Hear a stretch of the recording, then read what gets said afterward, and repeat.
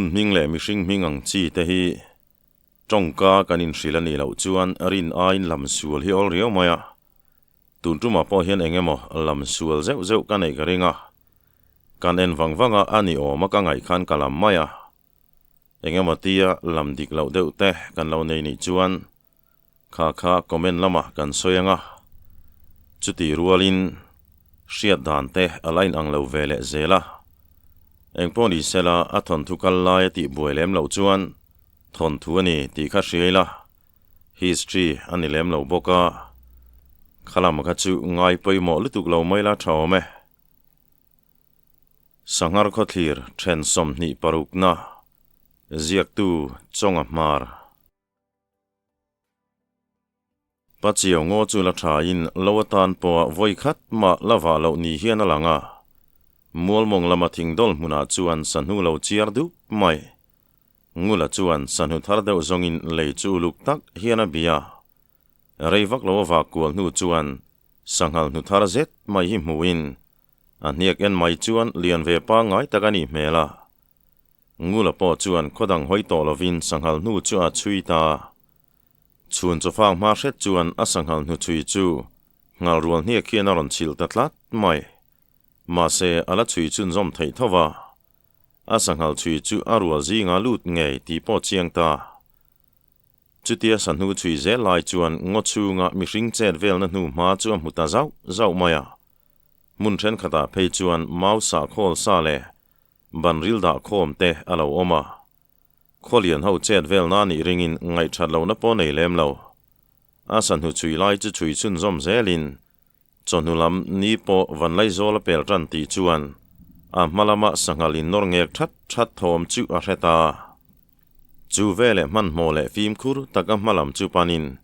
thuiwak lawakal nu chuan awa na ngo chu chang elina polta zawa a maloka chuan mual chu lo topin korte pakhat muale mual dai dan tu chu powa korte kan pheidon chi ti chuan kormong lama sanghal ningei tur thom po a hrelea amit le bengte chu uluk takan chin chuk zong chu na veta chuk zong a sanhu an chui chu a hau takang reng phian mai lunga rap lum palang ti mol hlavin ara na te chu uluk takina ena chutianga film khur taka kalle nu chuan ngal rual hi ngon hnuai na chang mun zol dewa chuan an lo bok thup mai asir maya korte lui luang ri chu arin dewa wang le ngula chuan thoma dim thiam em wang chuan engma thom hrelovin thamuang tak chuan an lo oma a then chu thingkunga an pang thak ti re tum niom tak hian an lo in not shoot mai a har fal deuh te chu lo in kual bokin ngula chuan thingkung pakhat phena tang chuan an chevel chu ngun takina thira sanghal pakhat arwal zinga po bok lo api dewa bok chu hmuin chu sanghal chuan arwal zinga naw deuh tlan kual sek te chu alo nor khek le thot thina ngula chuan ka narem chang zonga lo tin rangin reivak lo hnuah chuan hun rem chang chu a hmu thei ta sanghalin ai naw deuh ten zawa a bona pa ngaya a let le don chi ti chuan a silai chu puak ta dur mai sanghal chu na chang buk zinga chuan a leng lu ta ngal rual thamuang taka bok te chu mani sahim na zongin andar ngal huk mai bok then khat phei chu am nalama te chuan ron tlanin ani po chuan man mo takin silai chuan solea ti chuan film khur takin a sanghal ka thluk na lam chu a pan ta na chang mun zol a sanghal ka na hmuna zuk thlen chuan thi sen alo bonuai mai ngula chuan film khur taka na chang chuan Kevin avan nei siamin a sanghal ka chu na chang bukara chuan thisa hian alo let reng maya a silai chu hnung puakin a sanghal ka chu a pani wangin atil bor chu hlepa arin ai taka lo lena wang chuan lom takin an te china sumruk zet tura lo ni ang ngau te po chu seivio to maya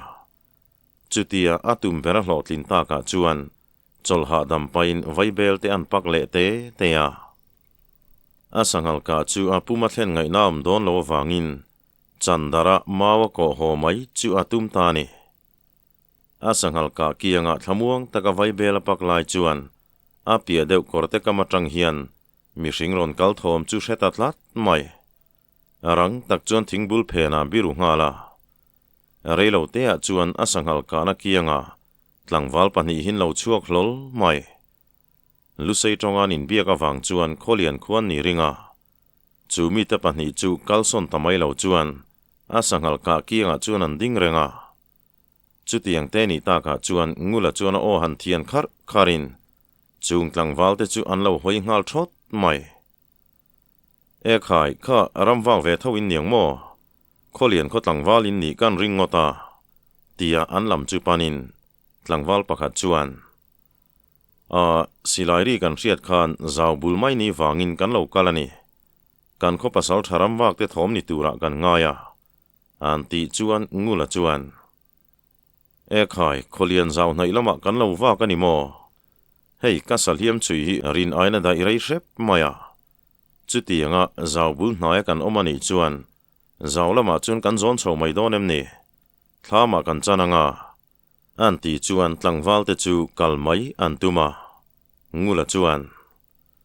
ngoi teu hei ma ni chau chuan ka phur seng don hau lawania ta hian kan chananga kanin sem mai don em ni an ti le chuan chung tlangwal pahnih te pawh chuan ngula sanghalka chu an puah puita chuti lai chuan kholian tlangwal zinga pakhat zawk chuan thianpa kan khomi le saini si lo chuan khoi khuangai ni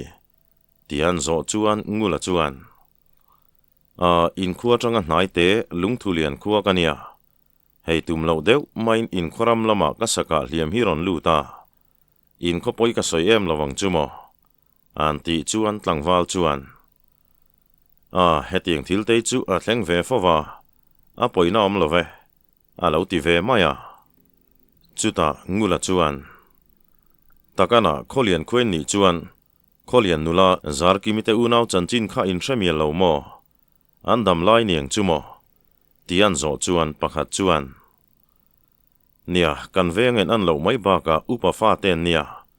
an chanchin hi kan hretam lo khop mai adam zong an dame a lo ti le maya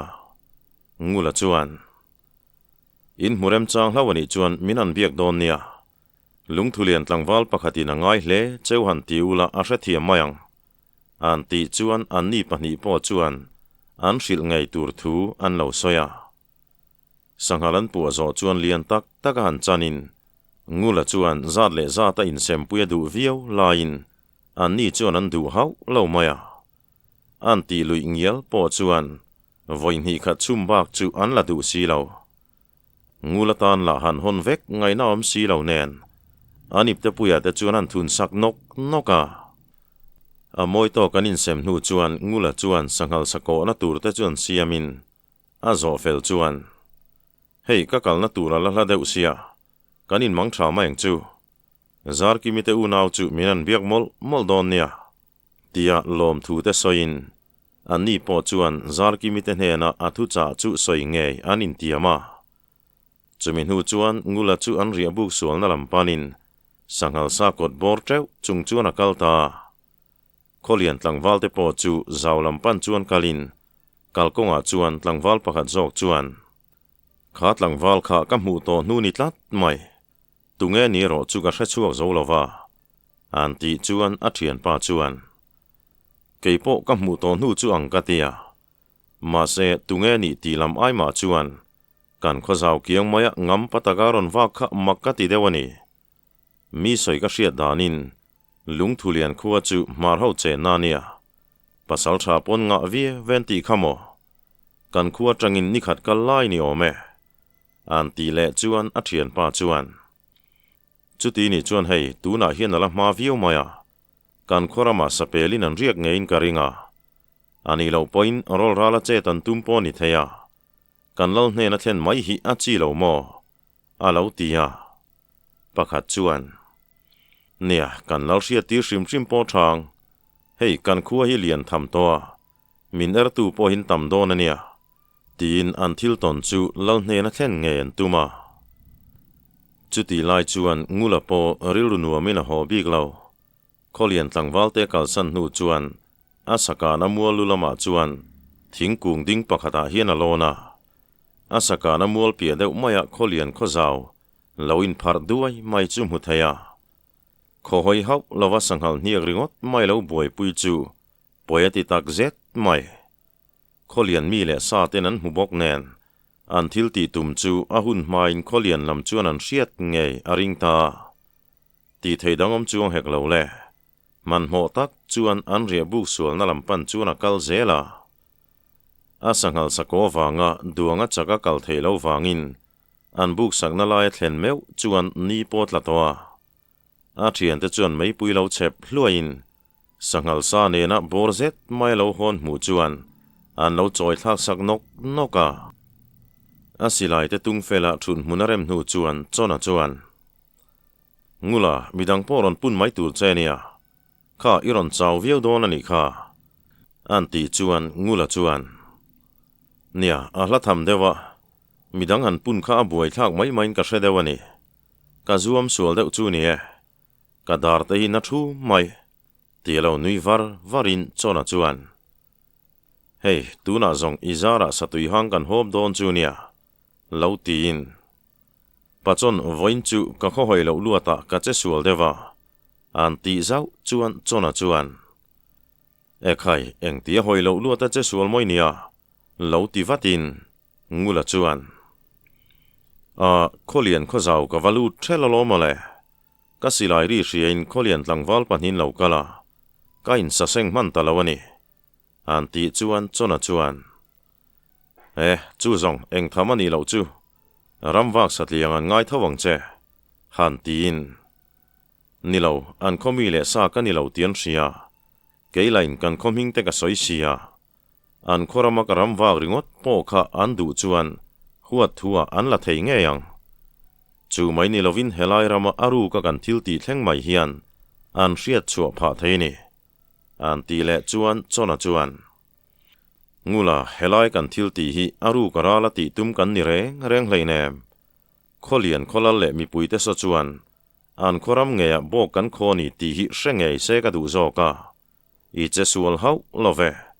ati tamaya zanina tang chuan uluk deuh zoka ral veng kanin da ngayang lu sei ho chu an rial reilo topang le anan thin rim vel tur pom mu cha ko me ala ti tak deuh dewa ngula chuan ani chuan in dona thlengvat don ani mo thei top kan chuan yang chu lo ti ve in chumi nu chuan chona chuan ngula thil ton te chu khodang pasal thale valu pa te hena chuan an soya an vai mai chuan lu sei ho thin rim eng phiaran om tur chu an lom viau lom maya chu thil chu an du berani sia ngulai ro chuan lu sei ho ne na buena nei chu ala hun lo viau hian a sia ma se atan ti thei chuam chuang si lo aril ru chu nuam thei hau lo maya ben to kani chuan tlan chiat chu atum bik chuang lova chutia thil tam taka ngai tu lai chuan zanria ki lo hunin puar taka zanria ten bar nu chuan chun laman chau dewa wangin ma taka chuan an muta hemizan ve khian kholian lal in lama chuan van puila le opa te chu thu poimo ngai tuin an thu khom vea opa ten thlen kim chuan van puila la chuan hei zanin chu thu poimo tak mai soi ho tur kan neya ama dewa ka soi toangin tun fa wanga hian khuang choi katuma khuang jang ho po an upa te zong ne na an local tur thu an soi toa mar ho ne na hian palai kan tir ve donem ni an ti chuan upakal khama chuan lalpa mar ho hi an thoma re riu maya kan palai te on polo nala kum tamani toa an ni te lo poina bi chu kim tho don lom ni a lo ti ve thunga upadang te po chuan mar ho te lo wa khuang choi mai chu a poinan hrelo mar ho ne na palai tir lo mai chu an du dana nia ma se van puila la chuan upa teu in thuron han hial chu anuam lo viau na mar ho nen hian in huat na san pa kan nei lova baka he thil hian in u naw na thazok pothen ma na keizong mar ho chu ka khuang choi ran chim ve ngei tura som ka du ni nak tu lama kan tlangwal te tir ngal mai kalau tum dewasin ati le ta ka chuan chutianga lalberin an ti chu upa te po chuan an lal thu chu an hnial du tabik lova chutia khuang choi tur chung chang an soi lai chuan tlang au chuan tlangwal pakhat thiron lu puin lal le upa te chuan thilom zian lo zo ta chuta tlang au chuan lalpa hei siak eng veng tlangwal bu zaliana nia inena hian engemaw soi du nei ni an ti chuan lal chuan tlangwal an soi ta chele lo ti vatin bu zaliana chuan lalpa hei voin lama zu van ngal le ngalo en turin lo lama kan fea chonhulam dewa khan wawa silai puari kan ria kan kho pasal tha tue moin sa ka pani ringin silai rik nalam chu kan pana kan vathen chuan sanghal hi lo let tual maya tu ka nge niang le tia kan din lai chuan kan chak dewa tang hian tlangwal pakhat hi silai ne na ron chuka mase kan khomi ni lo ani chuan thata ka min biain lungthulian tlangwal ani thu le asaliam chu kan khoram lama ron chuilu thu te asoya mase lalpa lungthulian khuwa hi kan khuwa tangani khat kal zet mai nia chu wangin chu pa thu soi chu a oi om lo riawani engemaw pala om lo nan I hnen ron thlen hi tha ka ti dewa an ti chuan van puila la chuan ani le chu tlangwal chu engang mel pu nge lusei tonga thiam viau ti na em ni an ti chuan bu zaliana chuan lalpa tlangwal tle ma sang lam deu mai fang thazet mai le pian point khai thizar mai nia khoe ma chuan mu to na nein kain ria ma se tunge niero chu ka hre chu zo talawani an ti chuan lal chuan engpo ni sela ka hne nei ron thlen ma saka wangin a lom ome han tin a soi tur te soi zo chuan bu zaliana chu a chuak ta chuta van puila la chuan kha kan tlangwal thu soi kha engtin ngai le tin upa te chu an rona upa pachuwa e chuan lalpa kan tlangwal ina soi kha dikani chuan kan kho zau kiang maya khodang tlangwal na ron wak tlat mai chu ngai ngam lo deuh chu ni an ti khau chuan upa pakhat chuan nia lalpa lungthulian khomi le sa ni om kha na soya alo ni phei chuan mar ho hi kan che zia thi thlain kan ram chungan lo in khuareng poni mai theya phim khur deuh chu wangai om em an ti le chuan upakal khama chuan nia keipo phim khur tluk kha om lovin ka ria rol rala che tum te hi an lo ni pal maeng ti po hlau ome lo ti ve lein van puila la chuan kan kho him na chu kan ngai poimo ber turani kan kho zau kiang maya khodang tlangwal zalen takaron ramwa kani chuan thil thalo engemaw thleng pal theinia naktuk lama kan tlangwal te zau fang turin kan tiranga mar ho hne na palai tir tur po kha kan thul ri phot mai don nia thilom dana zirin khuang choina tel tur point kan som lo mayang chu atlom zo ka kan tang reita in rem na min siam puidu mangsi lova kan ram chungan du duan ron lu ngot hi ka phal bik hleinem atita ti chuan mar ho hne na palai tir po chu thul le rin zan rei tak thlenga khuang choi tur chung chang te an rel nu chuan an trin dar ta lalina changan ho nu chuan zar ki mi pa upakal khama chu in lama ho tlang ngalin ina thlen chuan zar ki mi le thatlingi po chu an la hlum te da felin mutan lo tin tu me ka apa chuan zandang aya afanu te chu limde uriawa hriata wangin an hne na chuan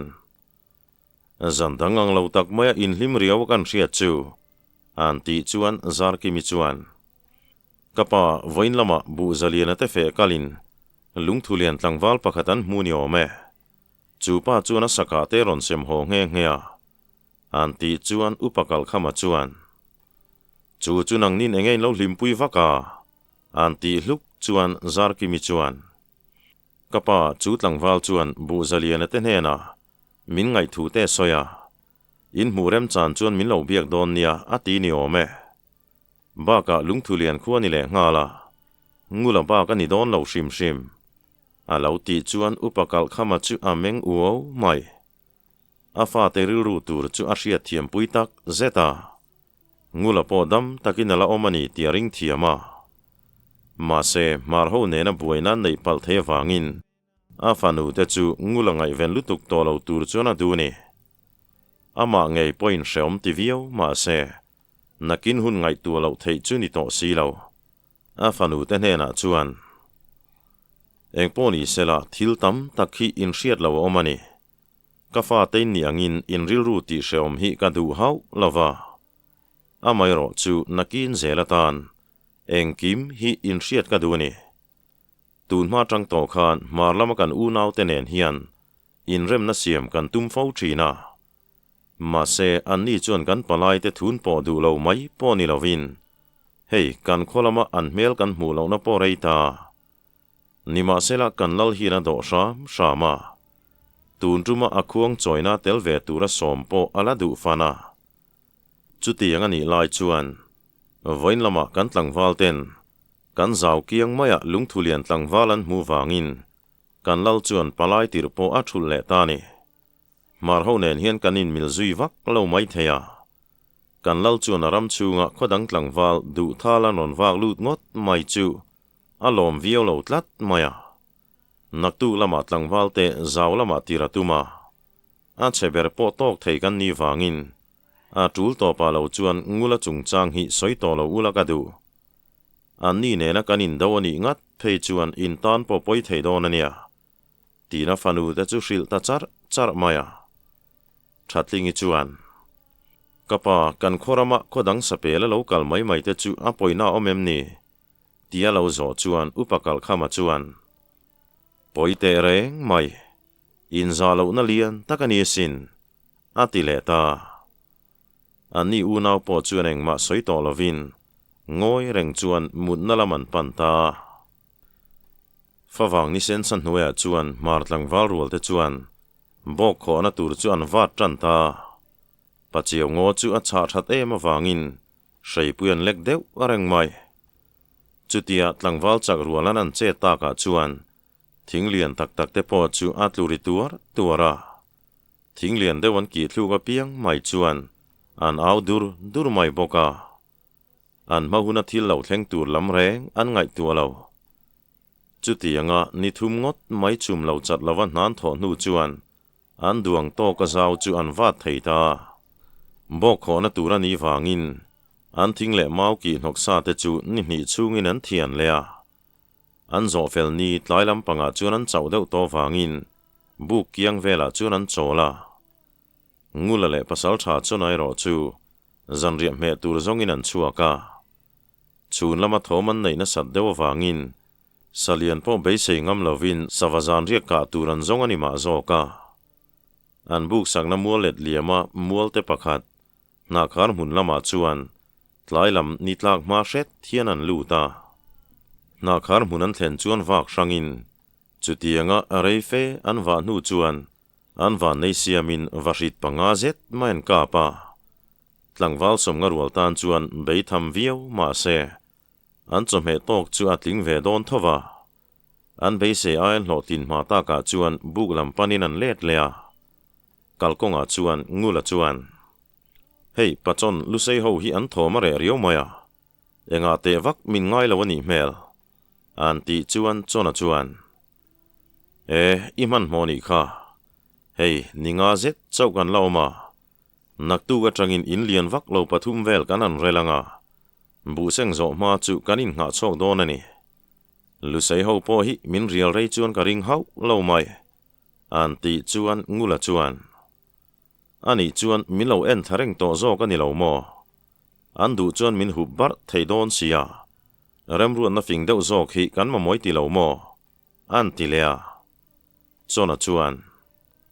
tuna chuan lusei ho an ti thin rim ngor hi kan tum ber chu ni maya miron beini point kan ramlama kan tol zel mai nga min ziani chuan kan lo chule rep mai don ani han tin ngula chuan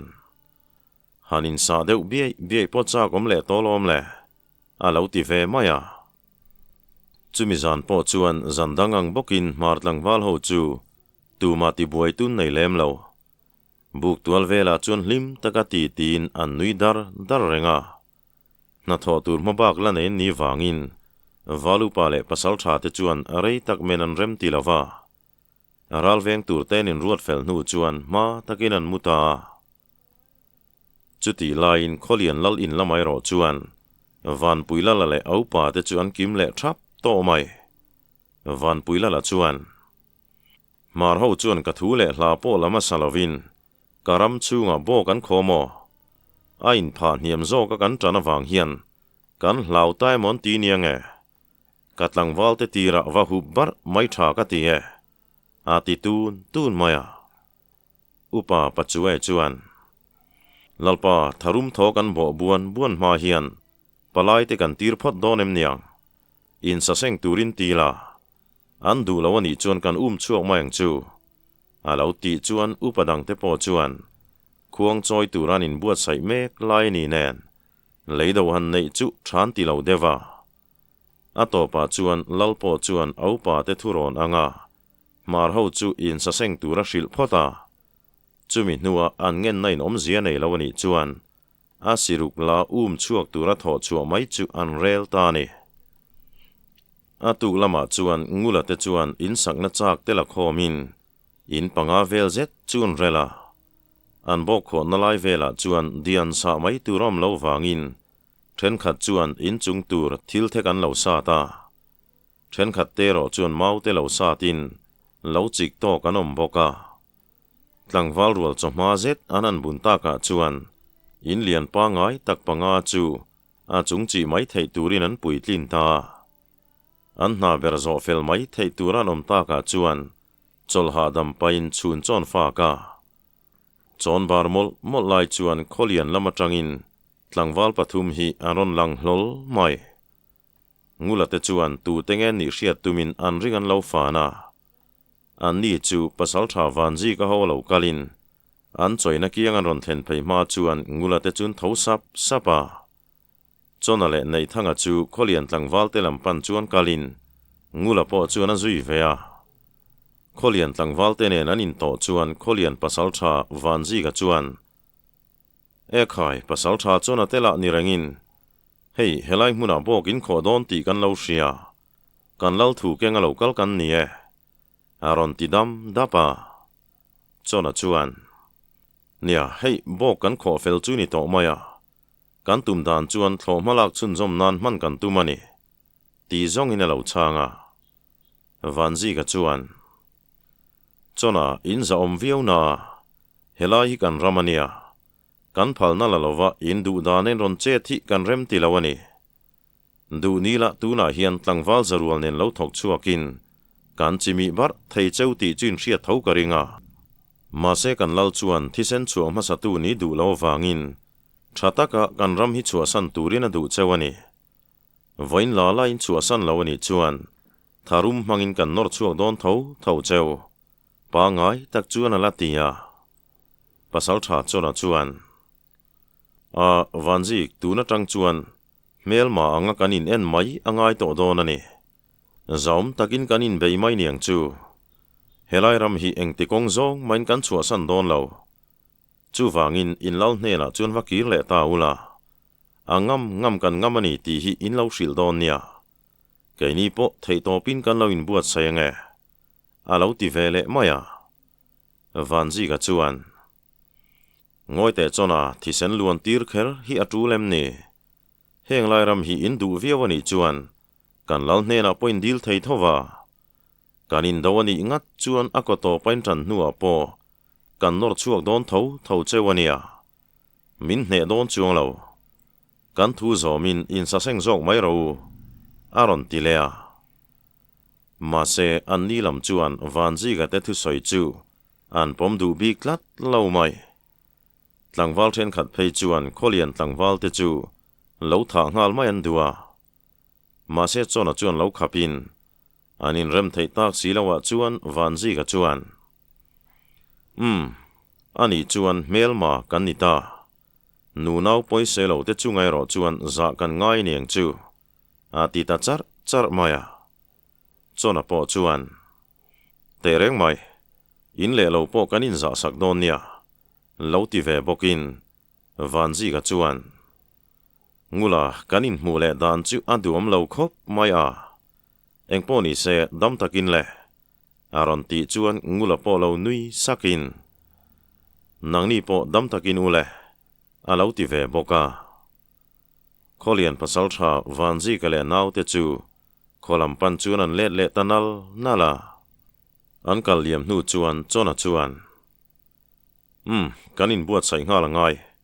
an ti sup chuan ngula chuan ngoi te pachon kanin tam hlei viau don maya heta hi chuan kan dang hne don lo ania lo ti in chona chuan zanin chia hun kan nei kan tlangwal te pun turin parwa chom lama lamkal kanin tirangai a lo ti le maya ti chuan tlangwal dang te pun turin lamkal chu anin tir ta chumin hu chuan an ral thuam ten felin tran hun khona turem chang te chuan dapa chon hulama chuan anin sakpo chun zom to lovin kholian tlangwal ten lo thlen huna an bok kho na lai chu lo ven himan tum ta ni an theyang to kanin buat sai nu chuan mar tlangwal rual te chuan pasal tha chona chu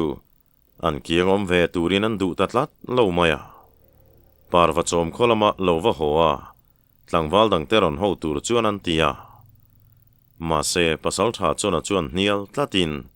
tlan chebi kang zia zanga anom tur chu adu lawani ngula chuan pachon tloma lak turani lawania nang tluka kan nam phuar khom thei tu le kan nam ta na poimo hi nom lo lali ni lo na kan chi puite chen na khuwa zong hi chuani thu hian ngai changa chu wangin kan zinga hini tel verem lawani helai hian kholian tlangwal te chu kan thei to pin kan lo danganga chumi chung chuan kan mi te lo pun kho manga kan dang hne talawani point kan ni kan ni to mayang chu an ti chuan chona chuan ngula lusei hovin kan chen narama tangamin chua lai khan ka thian te katlan san toa tuna chuan katlan chenon to don lawani ati mi mai sia chuta parwa chom pasal tha nei thanga chuan kanin hial buai chung hian khuat lai zelania tuna hian kal nga ro nang beri thi chuan tunge min kai hruai tang lo ti ve bokin midang te po chuan chona chu parwa chom lam pana kal tur chuan an ti ta sapa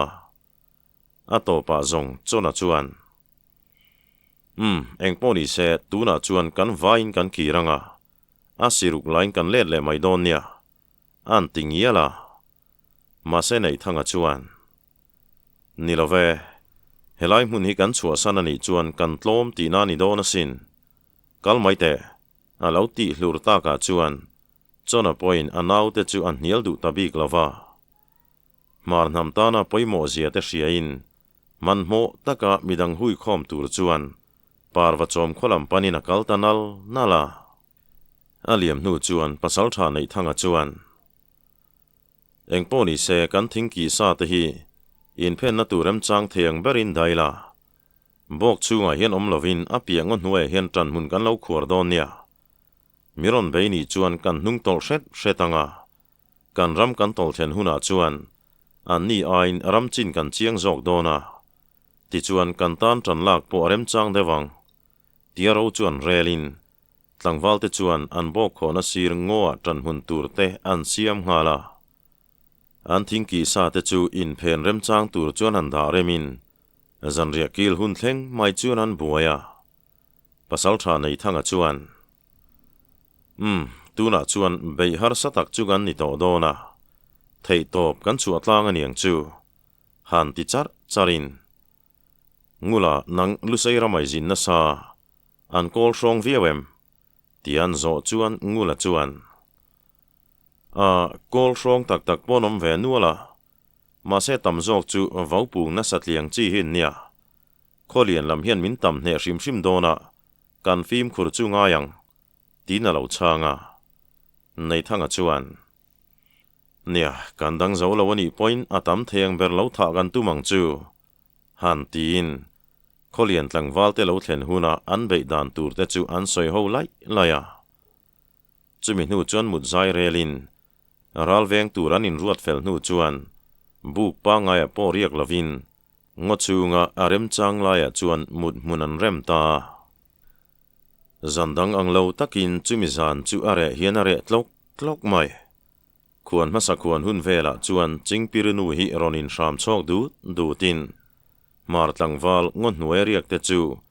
munghet ponom meu lova mun muna chuan meng karin zoite te chuan an phun sep renga ngulai ro chu thlamuang takamu hilin kofing cha ma hret chuan amu hi lai chu nei thanga chuan aron soi hara ngula an lo thlengania aron ti sup taka chuan ngula po tho chuang ngalin asilai le ipte puite chuan ban ngala pasal tha nei thanga chuan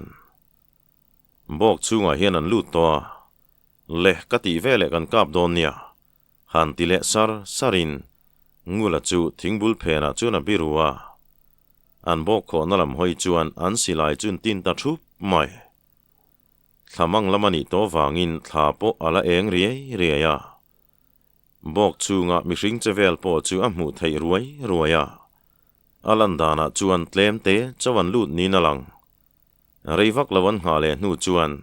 kholian tlangwal te chu aron lu bel zela ngula te tan mun khur na lain nai phei viau ta ti chuan nei thanga chuan khaile han ti tuarin an silai chun met puak ta dur mai bok chunga om kholian tlangwal then kha chutlung ngal phokin ngula telamin an silain ka bruak ta mo ti chuan bok pialam dewa tang hian silai ron puak vea ngula teom na vela chuan silai mu hi surani bermai ma se tan mun rem tak nei san ni wangin ngula te chu an la himria chet po che son ngam lo chuan anom na ngain om thap maya silai chun so molin reivak lo chung chu silai ri re duaka ngula te chuan kholian kho om nalam chu han bi dekin bok chungan ka thluk te bak chu tu ma mu tu reng anom talo ngula ngai thalo chuan nei thanga hena ngoite min huala ni lo mo han ti balin nei thanga chuan huale mole duai chuan kan tlai deuh to ni kan tan tlan chuangai na om to lo a top thlengin kan bei mai ang chu silai pul ulai khan kan nunglama thoman nei dai to ni alo ti mai sia ngula chuan ani chuan zaom takin kan thiang chu alo ti vele maya a soi zo rual deuh tho chuan an chak lama tang hian in pe mai ro kan hual bet vek to chewania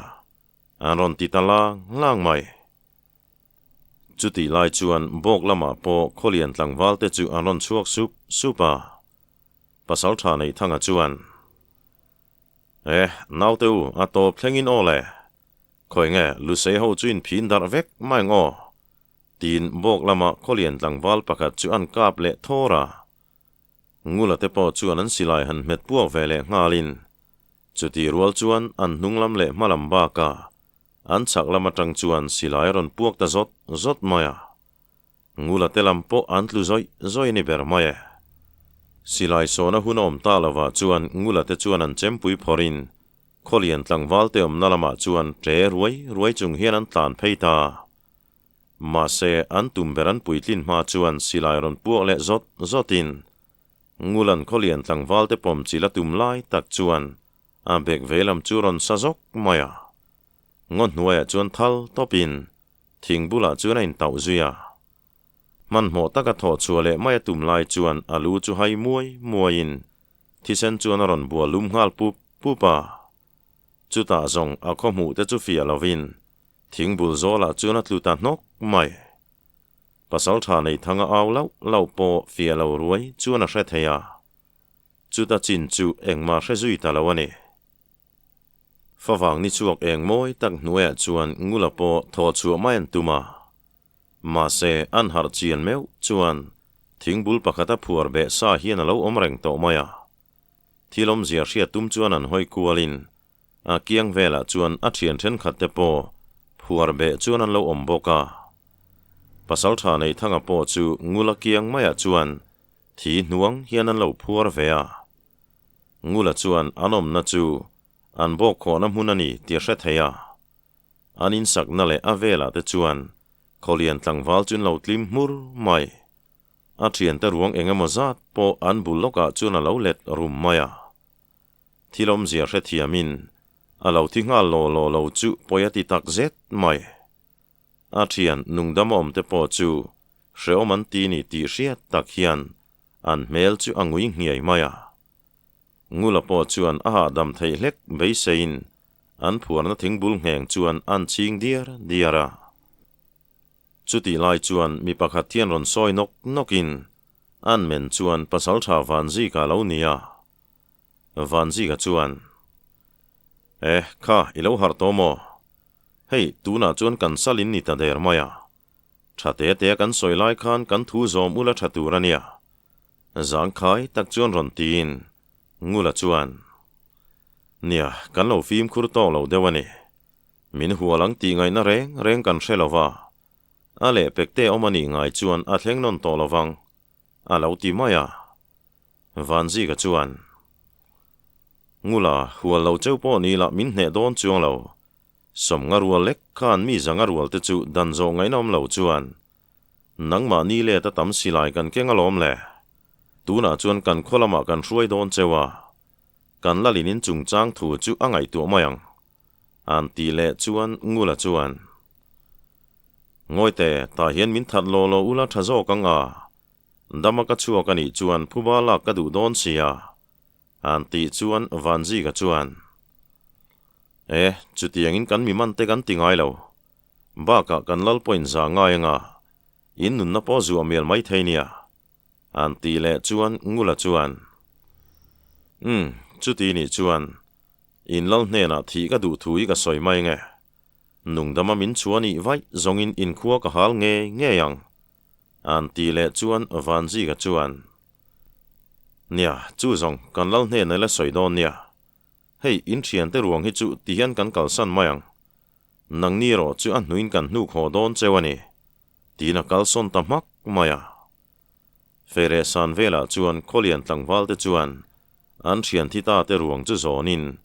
an kholam pan chuan an kalta an hnunglama chuan tlangwal then khatin ngula te chu an chom boka anin bei chung chu reilo viau na ngula te lam chu som ni zet mai an thia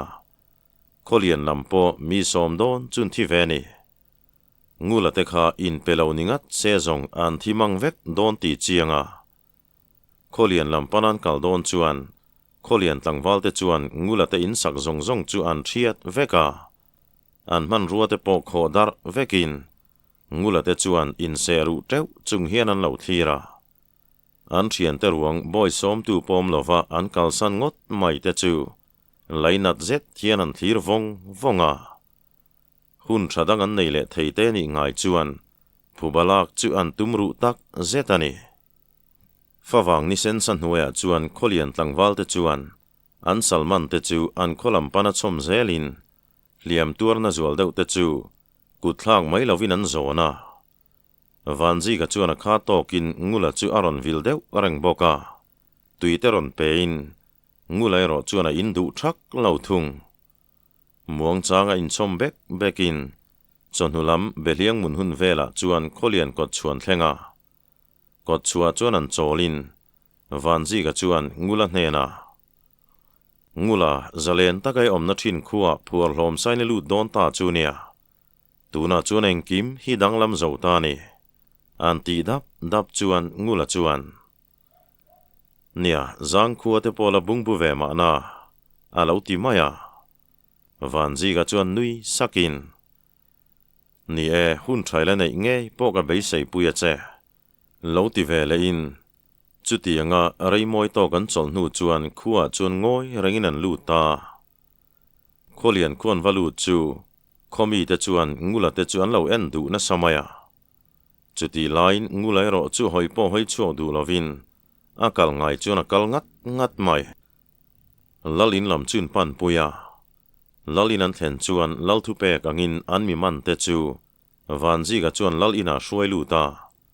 kholian lal ma chuan thing thi thapin van puila la chuan an tlangwal man te chu an en kual dana ngula mela mu chuan khai ngula la nireng chuan heti anga kanin mu hi ka bei sei lawasin in rem na siam pui ka tum lai cheu khan o lo po ve mai ulani turania an ti chuan an ni chun ngoi renga van puila la bok chuan tuna chuan thatakin min chang ang cheu eng wanga karam chunga bok ron khongot ngei ni eng thil nge tin tum chia hi tian zo tin midang in an chan mai tak lawa chuan ngula chuan in ram chunga hian khuaron din kan tumani a lo ti maya chu vele lal chuan ka phal na po lama salovin karam chunga khuin dinanga mo ramri po fel takin ka khampui vek chewa indu khop lawani chuan iron soile mai tu la ni an ti chuan ngula chuan lalpa iram angai ngai po hi khueron din ma kha chuan kan ram vek ani sin kan ram lo ni to sa khuwa kan din tur chung changa hian i phalna kan la kher hi atu lawani a lo tia chu vele van puila la chuan i chapo hle mai mo du ni la chuan in lu hi kala ngal thei ti hriam an ti chuan ngula chuan hrete reng mai dam hi kan thalhel ber love i du ni phot chuan kan nun nei min lak sak mai ro a lo tia chu ti lo chan dana wang chuan van puila la chu thin rim hle mai ma se lalin chung han rik buan chu du lo wang le mi nun na lak chu a hre zong takani wangin atlang walte hna chuan heng mi tei kholulama khan rip siamin han khung phot mai teu nikhat dana tuile cho pe ula an tlan chualo nan uluk takin vengang cheu liam na zualte ro chu kan bol puin an kol ro se khuang choi tura kan in buat sai mek laya ka khuwa thi sena luan hi karem tiri love khuang choi zolama an chung chang thu chu kan la re le don nia han tin tlangwalo chuan kholulama chuan an hruai chhota an rip siama chuan an khung ta vek mai atlangwal tele an mi man ten chuan hu chuan lal chuan upakal khamalam chun hoya tona pa imi khual pa kha ilaina deulo mo karin aina huai sen rep mai le ngala kha thi po hlau lo ani kha an ti chuan upakal khama chuan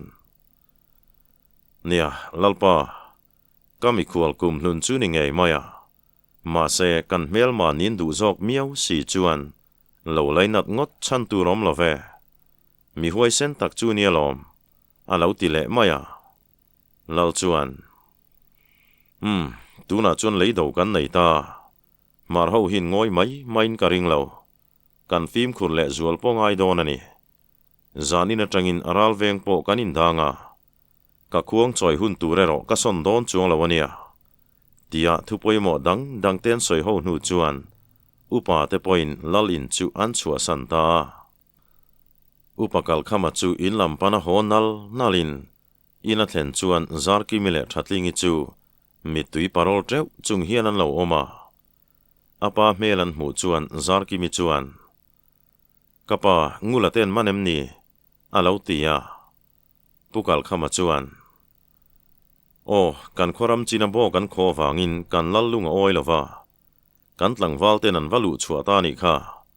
tialo chan chuan zarki mi chuan thlaphan mel zet hian ani le kapa kan lal chuan an nun na zuwa sak emang chumo alo tilea upakal khama chuan tuna chuan an la himria kholulam ngoa kan tlangwal ten rip chunga khungin an venga nangni u naw po phim khurang cheu lawan nai reng su mingchiat pala oldon ania an ti chuan thatlingi chuan kapa kan lalin tha tum point nial tlatang cheo alo ti le chuan upakal khama chuan nia thei top chu kan chuang chu ani zong kan chung ko zinga mi ang mai ania kadin munina torpha don ani point anun humdan chu kalo ngai tuange an ti char chuan zarki mi chuan engponi se ka uteram ria kilo hove phot mai sela malak dan turte po mayang alo ti le chuan upakal khama chuan engponi se kan la soi ho le don nia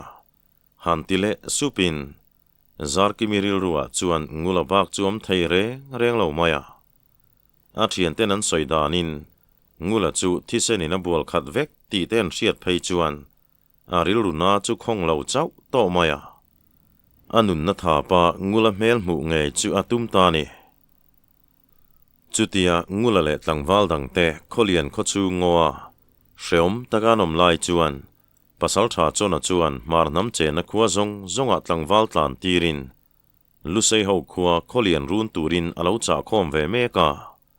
parwa chom le lungthulian khonhai vai dewa omte chuan parwa chom lam chupan khomin khotina tangin atam theyang ber thok chuak tur chuan an tia pasal tha chona chuan an thil tu man hlo tin nge du wangin mar kho sang pakua ya lam kala tira an bei se angan kal khom the ni ngat chuan kholian khorun turin tlangwal zaruk chuang zet chu an kal khom thei ring ani ole tun tum thena tan chuan khati china khan kan du tok lenga abung then hi alak lo ve deuh thina chuwang chuan duang tok han chiar ngot po a thei bik lo na lai oma amai ro chu kan soita kan khan a thei chin china thui deuh zo ka chiar kan tum don nia